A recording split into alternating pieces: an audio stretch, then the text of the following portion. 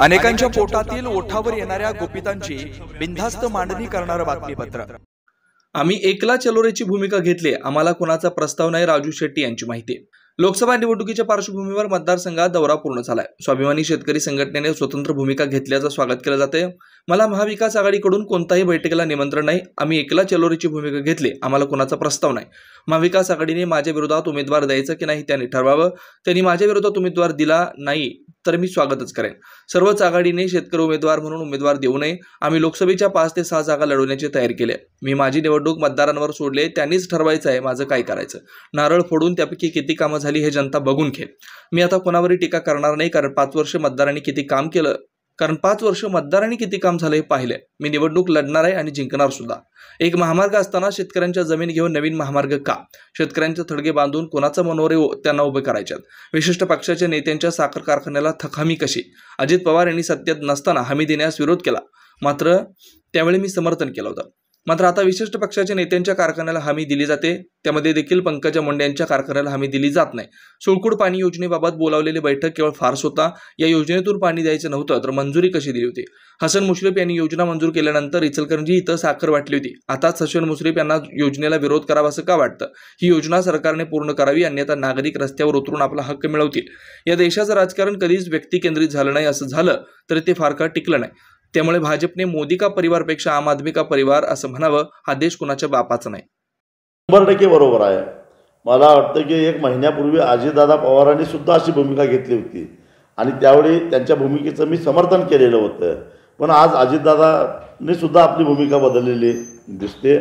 मुळामध्ये आधीच्या सरकारच्या काळामध्ये, म्हणजे काँग्रेस राष्ट्रवादी सरकारच्या काळामध्ये मोठ्या प्रमाणामध्ये साखर कारखानदारांनी कर्ज उचलली, NCDC कडून उचलली, त्याचबरोबर MSC बँकेकडून उचलली। त्या कर्जाला राज्य सरकार त्या कर्जाची हमी घेत होतं।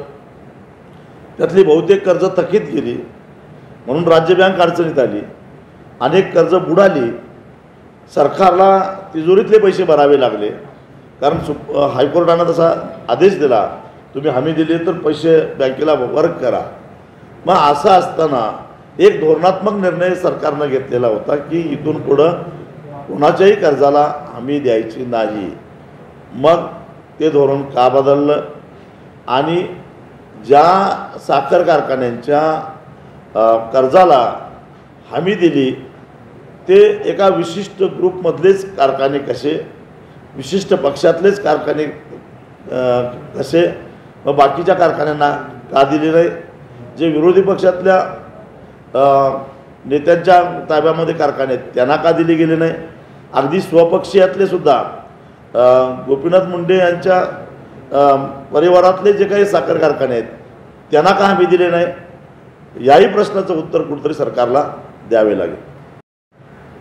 मुंबईमध्ये झालेली ही बैठक म्हणजे एक फार्स होता। जणू काही याच्यावर काही निर्णयच घ्यायचा नाही आणि जे काही जनांदोलन चालू आहे त्या जनांदोलनाला कुठेतरी छेद द्यायचा, या हेतूनच ती बैठक बोलवली होती असं माझं स्पष्ट मत आहे। आणि मला आश्चर्य वाटतं की जिल्ह्यामध्ये जी काही धरणं आहेत त्या धरणातलं पाणी पिण्यासाठी, शेतीसाठी आणि उद्योगधंद्यासाठी जे आरक्षण आहे ते आरक्षण ठरलेलं आहे, त्याच्यामध्ये काही बदल नाही।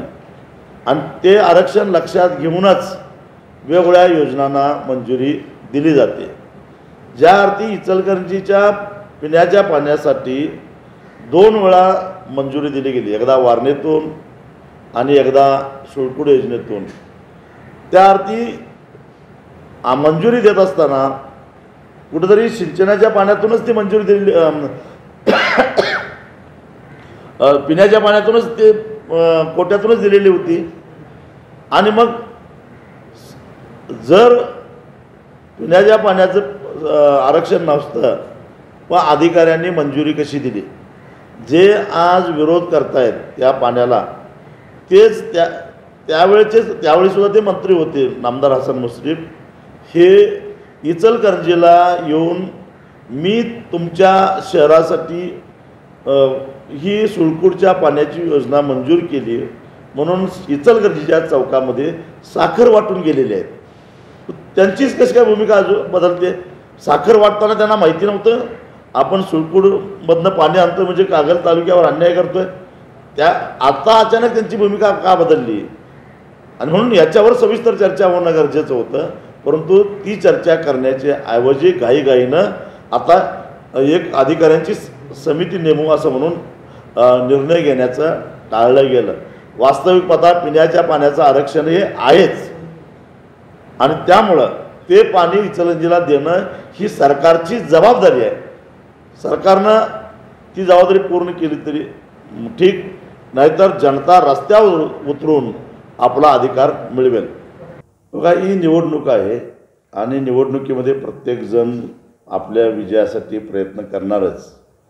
त्यामुळं मुख्यमंत्री त्यांच्या उमेदवाराच्या प्रचारासाठी किंवा त्याला पोषक ठराव म्हणून येत असतील तर तो त्यांचा अधिकारच आहे. किंवा शेवटी लोकशाहीमध्ये कोण कुठं किती वेळा जावं आणि किती वेळ द्यावा हा ज्याचा त्याचा प्रश्न आहे.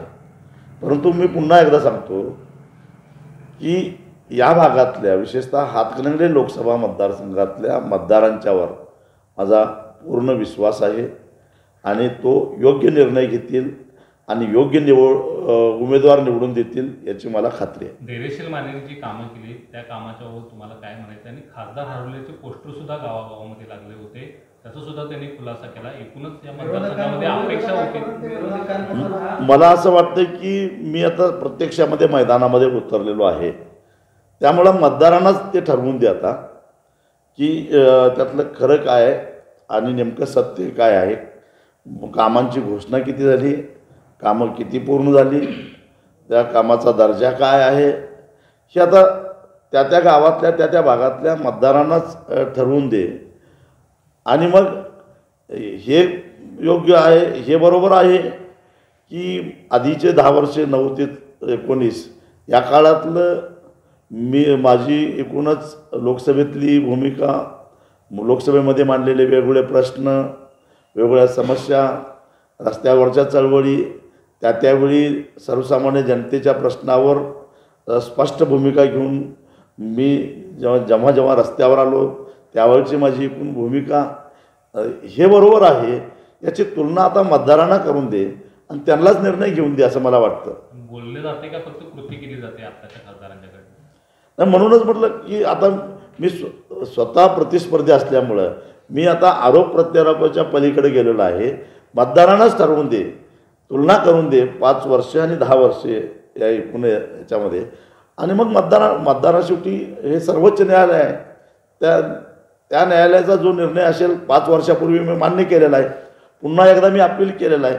बघू आता मतदार काय करतोय. महाविकास आघाडी तुम्हाला पाठिंबा देते, उमेदवार देत नाहीये, मात्र त्या बदल्यात तुम्हाला महाविकास आघाडीच्या उमेदवारांचा प्रचार करावा लागेल अशी चर्चा सुरू आहे. तुम्ही महाविकास आघाडीच्या स्टेजवर जाणार काय? एक तर अशा प्रकारचं माझ्याशी कुणी बोलणी केलेली नाही आहे, असा प्रस्तावही माझ्याकडे काही आलेला नाही आहे. त्यामुळं जो प्रस्तावच आलेला नाही त्याच्यावर चर्चा करण्यामध्ये अर्थ नाही. आणि मी सांगितलं की मी आता कुठल्याही आघाडीशी संबंध ठेवायचा नाही असं आमच्या संघटनेनं, राज्य कार्यकारिणीनं निर्णय घेतलेला आहे आणि त्या निर्णयाशी मी बांधील आहे. खरं तर या देशाचं राजकारण व्यक्तिकेंद्रित हे फार काळ चाललं नाही. पूर्वीच्या काळी अशाच पद्धतीनं स्वर्गीय इंदिरा गांधींच्या बाबतीत सुद्धा करण्याचा प्रयत्न काही मंडळींनी केला, परंतु ते फार काळ चाललं नाही. आणि त्यामुळं हा देश लोकशाही मानणारा देश आहे.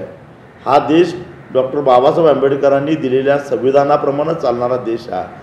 हा देश कोणा एका व्यक्तीच्या इशाऱ्यावर चालणारा देश नाही आहे. त्यामुळं असली व्यक्तिगत केंद्रित विचारधारा आम्हाला तरी मान्य नाही.